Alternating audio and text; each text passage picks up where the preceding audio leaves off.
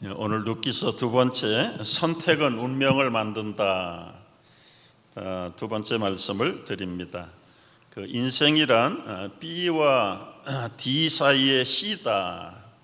좀 어려운 말인데 영어가 더 쉽습니다. 인생은 초이스다. 그리고 태어나면서부터 죽을 때까지 살아있는 동안에는 선택을 해야 되는 것이 인생이다. 프랑스의 사르트르라고 하는 실존주의 철학가가 남긴 말입니다. 맞는 말이에요. 우리 태어나고 죽는 것은 우리의 선택은 아니에요. 그러나 태어나서 죽을 때까지 일생은 순간마다 모든 것은 선택으로 시작하고 그 선택의 결정이 나의 운명을 결정하는 것입니다. 순간의 선택이 10년을 좌우한다. 한국의 어느 전자회사의 CM 광고 멘트가 아주 사람들의 공감을 사가지고 그 제품이 히트를 쳤다는 기록을 보았습니다. 삶은 영원하지만은 순간순간의 삶이 그 삶의 칼날을 결정합니다. 여러분, 꽃을 선택한 벌꿀은 꿀을 만들지만은 불을 선택한 나방은 목숨을 잃게 됩니다. 여러분, 인생을 살아가면서 가장 중요한 선택이 무엇이라고 생각하십니까? 피할 수 없는 세 가지 선택을 해야 되는 게 인생입니다. 첫째는 내가 앞으로 무엇을 하고 살까? 내 직업을 어떻게 가질까? 자기 진로에 대한 선택은 필수 과목입니다. 두 번째는 결혼 상대를 어떻게 만날까? 좋은 배경, 능력 있는 배우자를 만나서 함께 살아가는 것 더없이 중요한 선택입니다. 세상 사람들은 좋은 직장, 좋은 직업과 그리고 행복한 결혼 생활하면 이것이 모든 인생의 성공이고 행복이라고 생각합니다. 그러나 여러분, 그렇게 생각하는 분들에게 제가 질문하고 싶어요. 여러분의 인생은 과연 행복합니까? 여러분이 선택했던 그 선택은 결과가 해피합니까? 행복하지 않습니다. 따라서 이 두 가지 선택보다 중요한 선택이 있습니다. 신앙적인 절대 선택입니다. 신앙은 선택 과목이 아니에요. 해도 좋고 안 해도 그만인 것이 신앙이 아닙니다. 여러분, 때로는 진로가 잘못될 수 있어요. 행복해야 될 결혼 생활이 행복하지 못할 때가 있습니다. 그런데도 불구하고 이 신앙의 선택만 잘하면 우리 뜻대로 되지 않는 일도 모든 것이 합력해서 선을 이룰 줄을 믿으시기 바랍니다. 반대로 세상의 운명을 다 얻었다고 해도 신앙의 선택이 결정이 없다면 그 행복은 시한폭탄일 뿐입니다. 그 좋은 케이스 스터디가 오늘 룻기서에 나타난 엘리멜렉과 나오미의 부부요 가정의 인생입니다. 여러분, 때로는 이 사람들이 태어난 것 보십시오. 유다 베들레헴 땅에서 태어나서 만나서 결혼하고 두 아들 얻어서 이게 새드 무비입니까? 해피 라이프입니까? 얼마나 행복했겠어요. 든든한 남편이 있겠다. 여러분이 남편도 보통 남편 아니에요. 베들레헴에서 유지입니다. 유지. 그 가문 가운데는 아주 재벌도 있어요. 보아스 같은 재벌도 이 같은 집안이에요. 나오미가 다 실패하고 돌아갔을 때 온 성읍이 화제가 됐어요. 그만큼 유명한 사람들이었어요. 그런데 행복하고 사회적으로 지위적으로 인정받고 두 아들들을 얻고 이건 보통 해피라이프가 아닙니다. 그러나 그것이 인생의 전부이라고 생각하면 착각이죠. 위기는 누구를 차별하지 않고 찾아옵니다. 그 지역의 베들레헴 땅에 흉년이 닥쳤다고 했습니다. 문제는 누구에게나 위기가 오는데 그 위기를 어떻게 대처할 것인가가 사실은 행복의 관건이에요. 엘리멜렉과 나오미는 이름을 보나 그의 모든 기록을 보면 절대적으로 하나님의 사람입니다. 그럼에도 불구하고 위기가 왔을 때, 인생의 흉년을 만났을 때 저들은 하나님께 묻지 않았습니다. 빛깔만 크리스찬이지 진정 하나님을 나의 왕으로, 하나님을 나의 인생의 주인으로 섬기지 않는 썬데이 크리스찬과 비슷한 사람들이. 여러분, 위기가 왔을 때 위기는 혼자 당하는 게 아니잖아요. 베들레헴이 전체적으로 흉년을 만났는데 이것은 내 문제가 아니다라고 생각할 수도 있겠죠. 전반적인 기후의 변화일 거라고 생각할 수도 있을 겁니다. 그러나 적어도 크고 작은 모든 일에 배후에는 하나님의 통치의 손길이 있다는 사실을 요만큼이라도 기억하고 생각한다면 자신들이 만난 위기와 흉년을 자신들이 선택하고 결정하고 대처하는 것이 옳은 일인가, 옳은 자세인가. 아무리 봐도 엘리멜렉과 나오미는 이름은 크리스찬인데 내용은 넌 크리스찬이에요. 여러분, 난 크리스찬의 특징이 무엇입니까? 하나님이 나의 임금이시고 왕이라는 사실을 인정하지 않는 거예요. 자기가 내 인생의 길을 개척하고 결정하고 선택하는 것입니다. 그런 가운데 모압이라는 땅으로 그 흉년을 피해서 갔습니다. 모압 땅에 안정하고 살만하니까 어느 날 갑자기 이 엘리멜렉이 급사를 해버립니다. 나오미 입장에서 볼 때는 하늘이 무너지는 비극을 만난 것입니다. 남편의 죽음이 나오미와 그 두 아들들의 운명을 무너뜨린 거예요. 도대체 왜 남편이 죽었을까요? 전 시간에도 말씀했지만 나이가 많아서 자연사 하는 게 아니에요. 여러분, 과거의 고대 사회는 다 좋은 풍습이 있어요.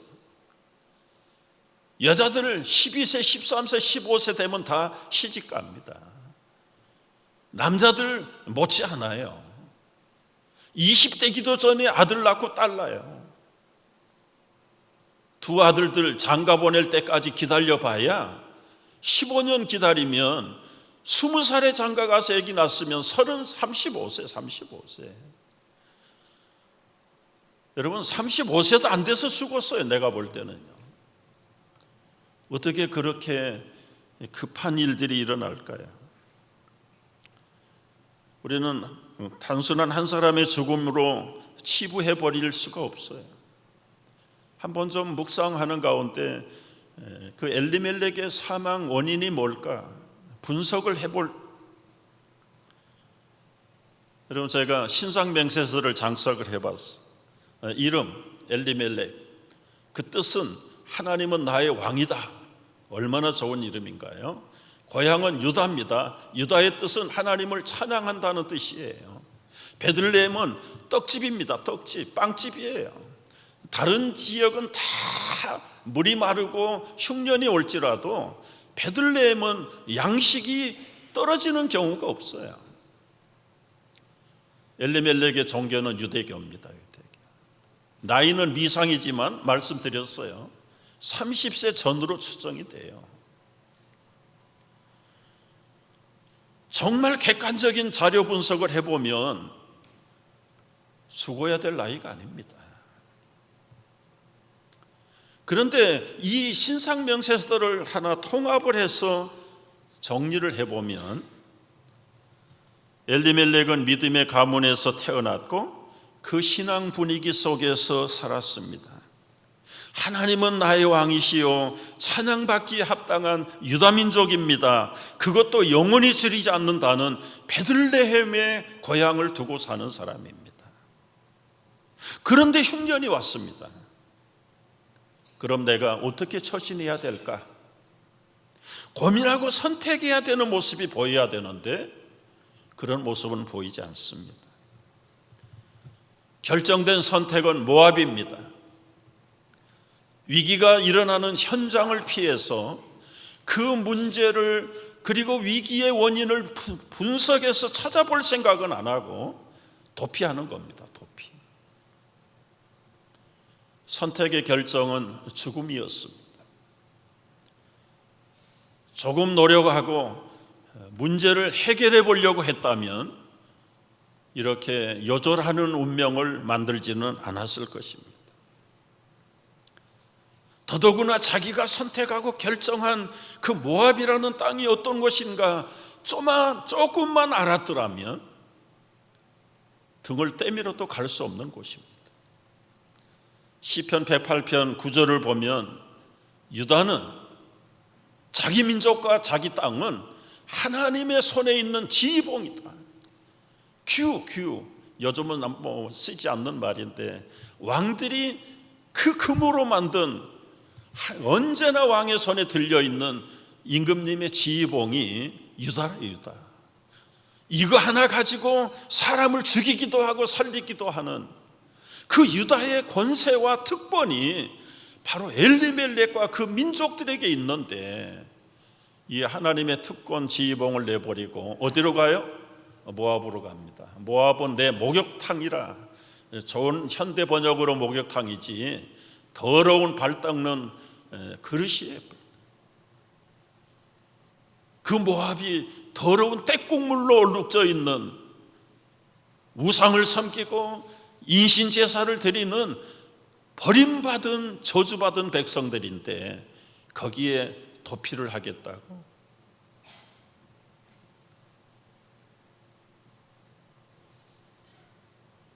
여러분, 엘리멜렉이 보통 사람이 아니었잖아요. 말씀드린 대로 베들레헴의 유지였습니다. 그런데도 위기를 만났을 때 선택을 해야 되는 기로에서 하나님하고는 관계없는 자기 선택과 자기 결정대로 처신하고 행동했던 사람, 결과는 죽음이었습니다. 이걸 하나님의 탓으로 돌리겠습니까?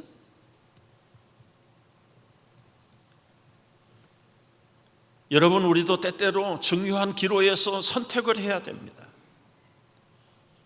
우리가 선택의 결정자가 되면 안 돼요. 하나님께 물어야 합니다. 주님, 내가 지금 불경기에 흉년을 만났습니다. 영적으로 흉년을 만났습니다. 도저히 힘이 듭니다. 살기가 어렵습니다. 어디로 갈까요? 베들레헴에 흉년이 왔는데 그 원인이 뭘까요? 어떻게 해야 우리 땅에, 우리 집에, 내 인생에 이 흉년을 벗어날 수 있을까요? 하나님이 나의 왕이라고 이름은 지었는데, 내가 성도라는 이름을 받긴 받았는데 성도값을 하고 사는가? 내 엘리멜렉이라는 이름값을 하고 사는가?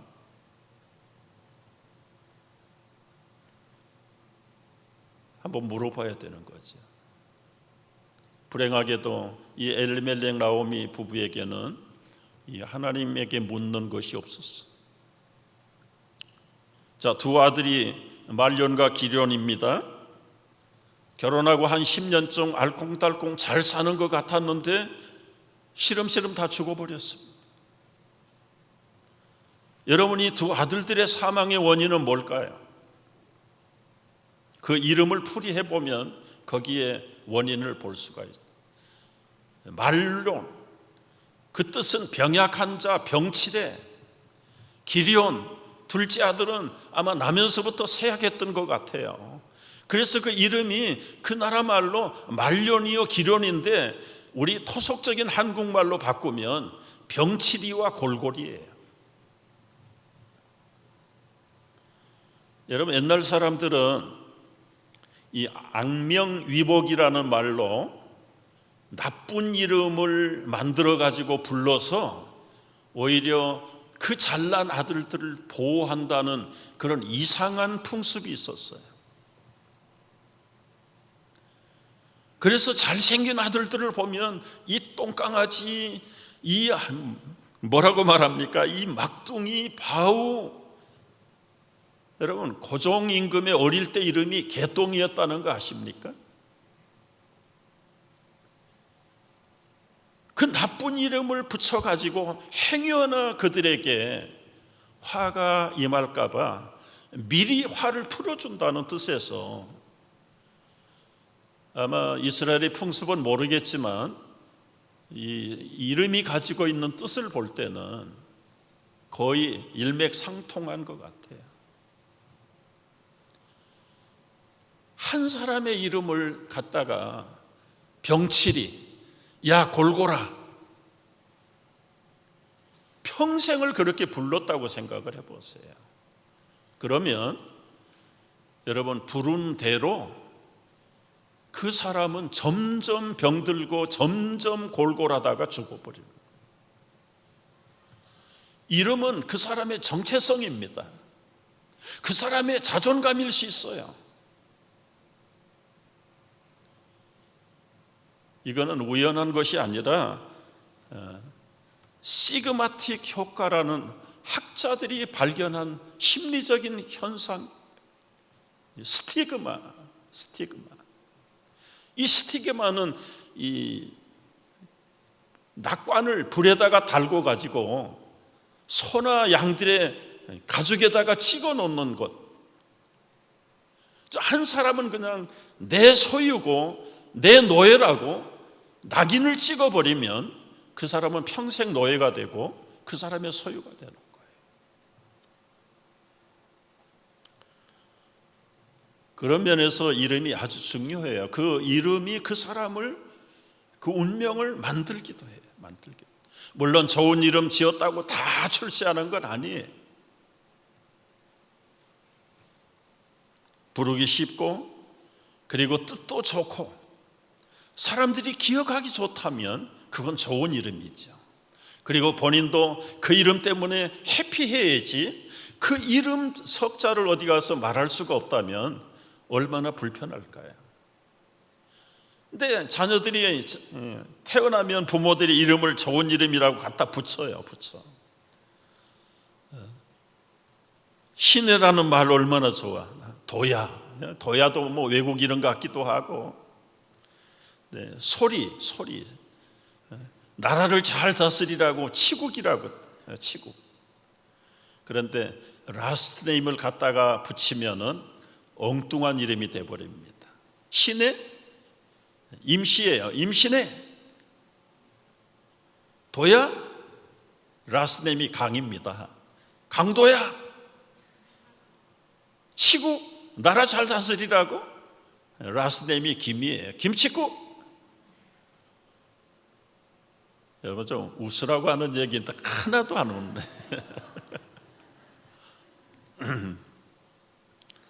아이고, 누가 그런 이름을 붙이겠어요. 여러분, 한국의 통계는요, 1년에 자기 이름 바꾸겠다고 법원에 찾아온 사람이 15만 명입니다. 매년. 자기 마음에 안 드니까 바꾸는 거 아니에요. 물론 이제 성명 철학적인 관계도 밀접하다고는 생각을 합니다만은 지금 이 시간 제가 뭐 성명 철학 얘기하는 거 아니에요. 한 가지 제가 준비하면서 이거는 꼭 우리 교우들에게 알려야 되겠다. 우리 식당을 하시는 교우들 이제 메뉴판을 써보시잖아요. 한국 음식들 메뉴판을 써보시는데 언젠가 MBC TV의 투나잇 쇼에 나왔던 화제거리입니다. 코리안의 식당에 갔더니 만두를 그냥 영어로 그대로 표기한 거예요. MANDOO, 만두.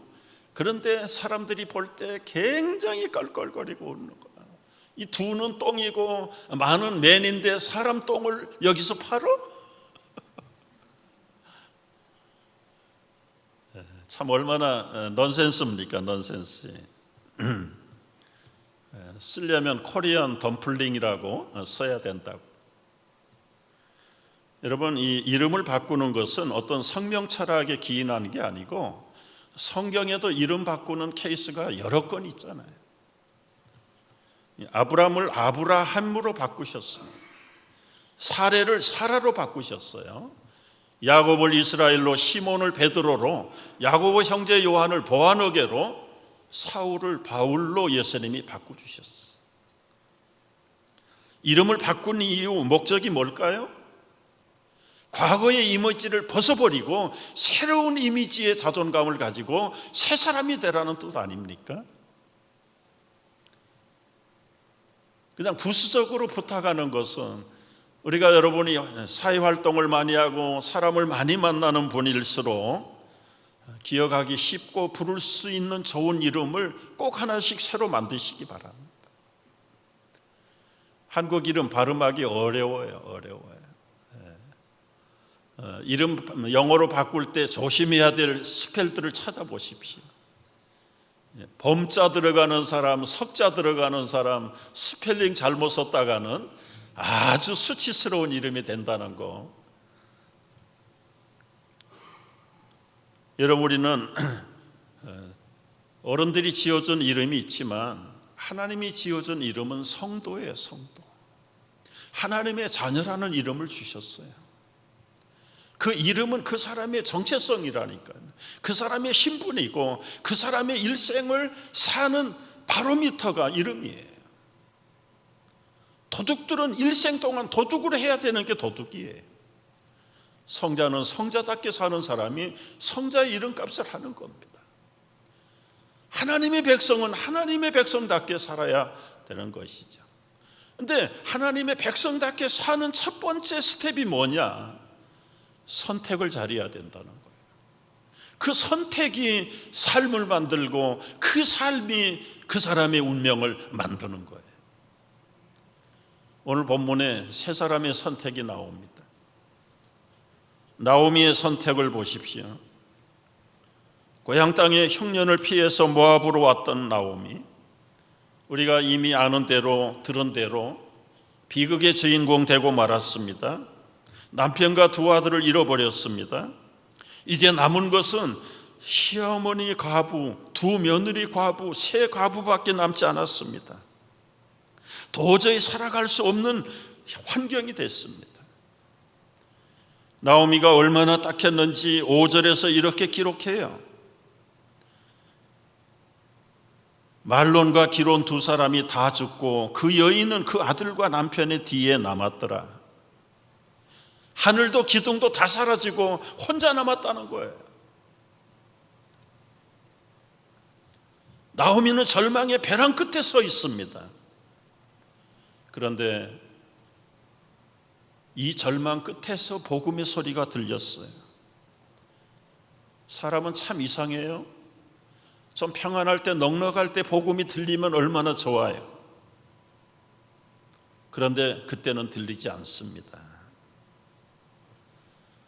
여러분, 나오미처럼 두 며느리 세하게 맞이하고 가정이 구석구석이 따뜻하고 모든 것이 이제는 또 정상화되는 이 안정된 삶 속에 하나님의 복음이 들릴 리가 있나요?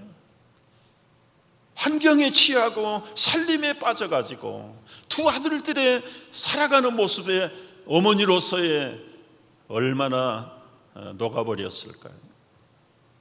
그때는 복음이 들리지 않는데 절망의 끝에 가서야 복음이 들리는 겁니다. 그래서 여러분, 교회에 신앙생활 돌아오는 사람은 쉬운 말로 부자들이 잘 안 돌아와요. 모자람이 없는 넉넉한 사람들은, 유명한 사람들은 신앙으로 돌아오지 않습니다. 복음이 안 들려요. 자기들의 삶에 가려가지고, 그래서 대개 보면 문벌 작은 자들, 가난한 자들, 절망을 만난 사람, 슬픔을 만난 사람들, 그때는 갈급해요. 복음이 들리는 거예요.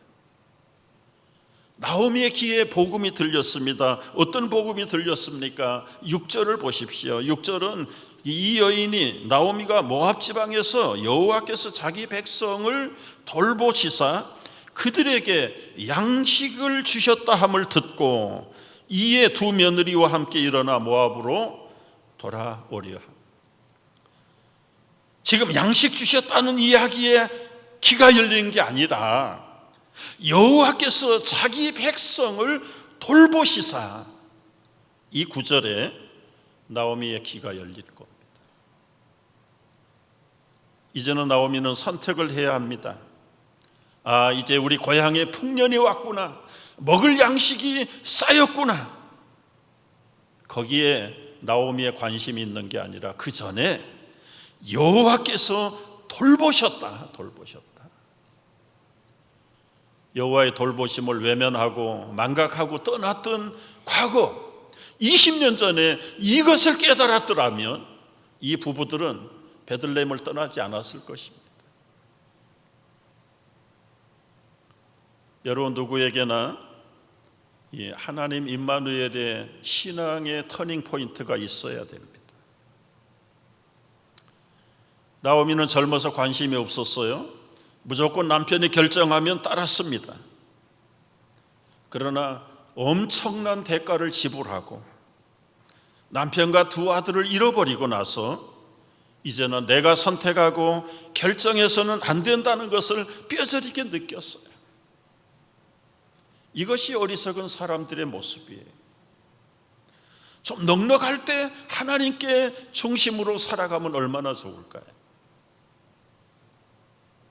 그러나 나오미처럼 대가를 지불했을지라도, 시간이 지나고 초라한 현실이 되었을지라도, 늦었을지라도 우리 이 대목에서 나오미의 선택과 변화를 배워야 합니다.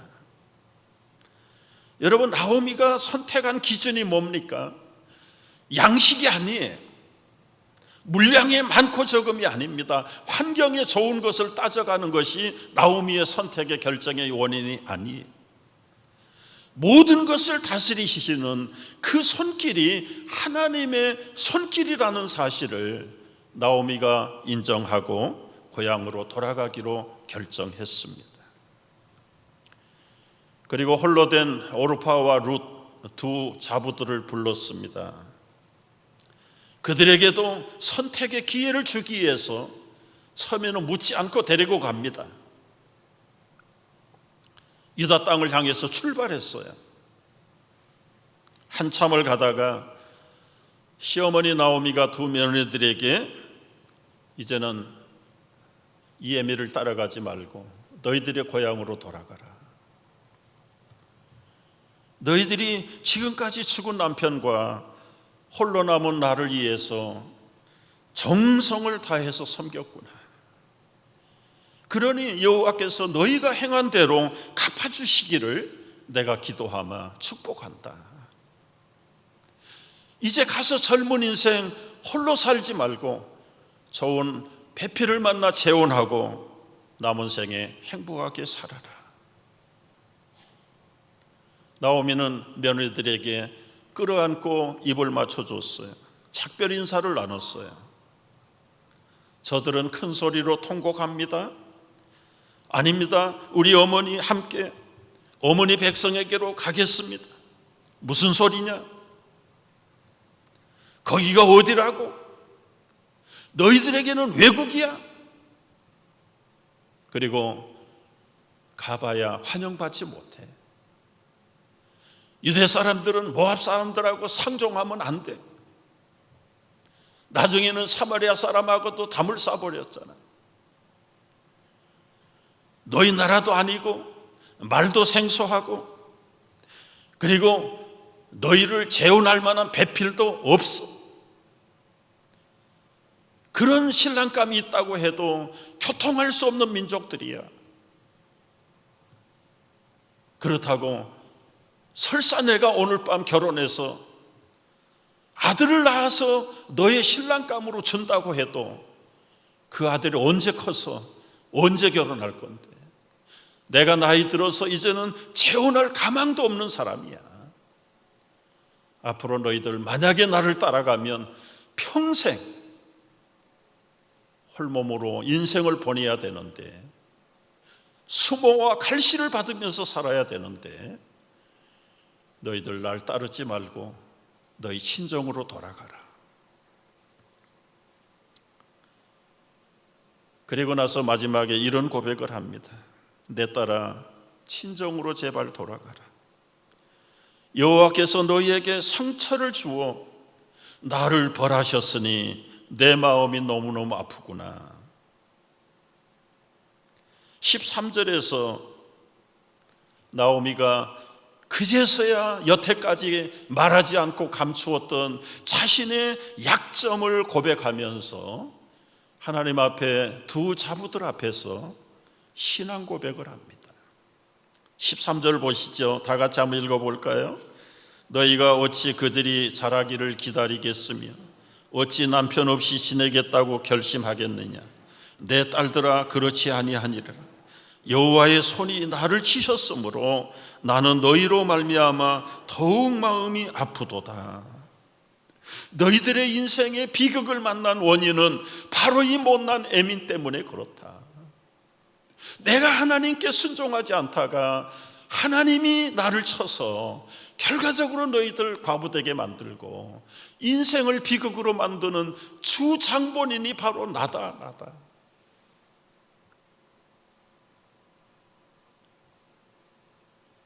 여러분, 한 20년 전에 이런 믿음을 가졌더라면 아마 나오미와 그 가정과 그 가문의 운명은 달라졌을 거예요. 이제라도 잃을 거 잃어버리고 엄청난 뼈아픈 희생을 치렀지만, 늦었지만은 이제라도 신앙 고백을 하고 돌아서야 합니다. 이것이 지혜로운 선택입니다. 지혜로운 결정입니다. 지혜로운 선택과 바른 결정이 우리의 삶을 바로 결정할 것입니다. 두 번째, 오르바의 선택입니다. 14절을 보십시오. 한번 같이 읽어볼까요? 14절. 그들이 소리를 높여 다시 울더니, 화면을 바꾸세요. 14절. 오르바는 그의 시어머니에게 입맞추되 그의 백성과 그의 신들에게로 돌아갔다. 여러분, 며느리 오르바는 시어머니 권고대로 모압으로 돌아가는 길을 선택했습니다. 오르바는 자기 고국으로 돌아갔는데 오늘 본문에서는 자기 신들에게 돌아갔다고 그랬어요. 어떤 면에서 나오미는 두 자부를 앞에 놓고 신앙 테스트를 했어요. 한 10년 이상 같이 살았잖아요. 나오미가 그래도 자기가 믿는 여호와에 대해서 두 자부들에게 가르쳤을 겁니다. 그러니까 아까 말을 보면 어머니의 백성이 내 백성이 되겠습니다. 어머니의 하나님을 나의 하나님으로 끝까지 따르겠습니다. 오르바도 룻도 평소에는 이런 믿음을 가지고 시어머니를 봉양했어요. 그런데 결정적인 순간에서 오르바는 그 신앙을 포기하고 자기들의 신에게로 돌아갔다고 그랬어요. 바울을 따라 전도 여행을 갔던 데마라는 제자가 있어요. 여러 가지 환난과 핍박과 권고 때문에 데마는 세상을 사랑하여 바울을 버리고 세상으로 떠났다고 기록이 되어 있습니다. 오르바는 못 이긴 척하면서 결국은 자기들의 신을 선택하고 고국으로 친정으로 돌아갑니다. 우리 가운데 행여나 믿으면서도 색깔은 믿는 색깔을 가졌지만 그 중심이 하나님을 따르지 않는 오르바 같은 사람, 데마 같은 사람이 있으면 안 될 것입니다. 마지막 선택은 룻의 선택입니다. 여러분, 오르바는 작별하고 키스하고 돌아갔습니다. 그러나 룻은 나오미 곁을 떠나지 않았습니다. 그리고는 이런 신앙 고백을 합니다. 16절 17절입니다. 룻이 이르되 내게 어머니를 떠나며 어머니를 따르지 말라고 돌아가라고 강권하지 마십시오. 어머니 가시는 곳에 나도 갑니다. 어머니 머무는 곳에 나도 머물겠습니다. 어머니 백성이 나의 백성이 되고 다 같이 어머니의 하나님이 나의 하나님이 되시리니 어머니께서 죽으시는 곳에 나도 죽어 거기 묻힐 것입니다. 만일 내가 죽는 일 외에 어머니를 떠나면 여호와께서 내게 벌을 내리시고 더 내리시기를 원합니다. 여러분, 바른 선택은 시간에 늦고 빠름이 없어요. 돌이키고 선택하고 결정하는 그 시간이 가장 빠른 시간이고 가장 아름다운 선택인 줄로 믿으시기 바랍니다. 늦었다고 포기하지 마십시오. 늦은 시간이 그때가 가장 빠른 시간이라는 것을 여러분이 깨달아야 합니다. 제가 목사가 되고 싶지 않아서 신학교를 중단하고요, 집사생활 7년 했다고 그랬죠. 사업이 잘 돼도 고민, 안 돼도 고민. 잘 되는데 왜 고민일까요? 엎드리면 마음속에 늘 주님의 음성이 떠나질 않아. 야, 내가 너를 집사로 부르지 않았어. 내가 너를 목사로 불렀는데, 목회자로 불렀는데 너 지금 뭘 하냐? 아니요, 안 가요, 안 가요. 하나님 제 입장 다 아시잖아요. 오형제 맞습니다. 부모님 모셔야 됩니다. 처자 거느려야 됩니다. 제가 그만두고 신학교 갈 수 있나요? 안 가요. 못 갑니다. 형편이 못 갑니다. 환경이 어렵습니다. 그래서 미루고 의도적으로 외면하고 결국은 7년 끝에 가서 마음의 고민과 결정을 내리고 신학교에 갔어요.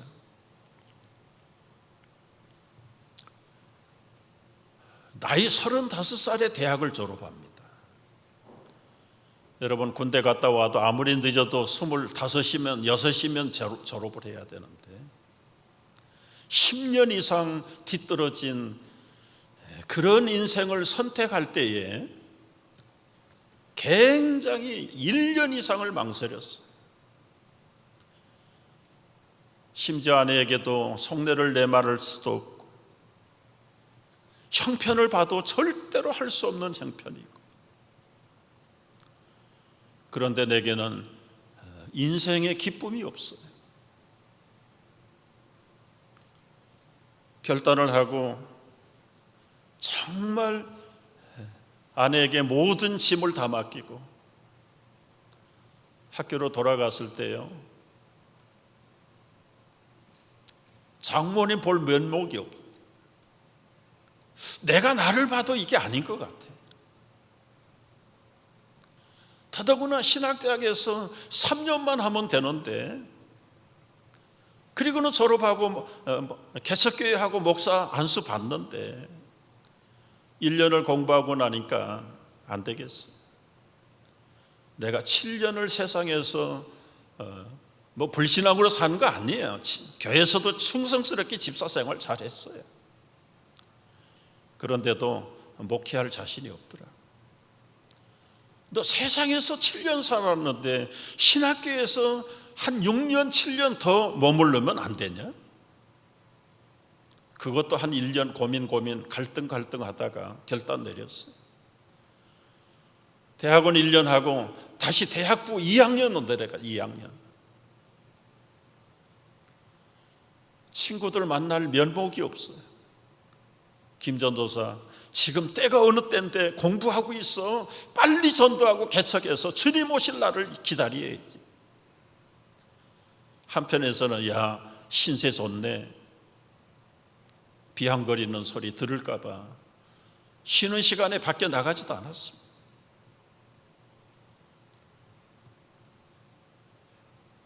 그리고 38살이 돼가지고 신학교를 졸업하고 강도사 1년 하고 39의 목사 안수를 받았는데요,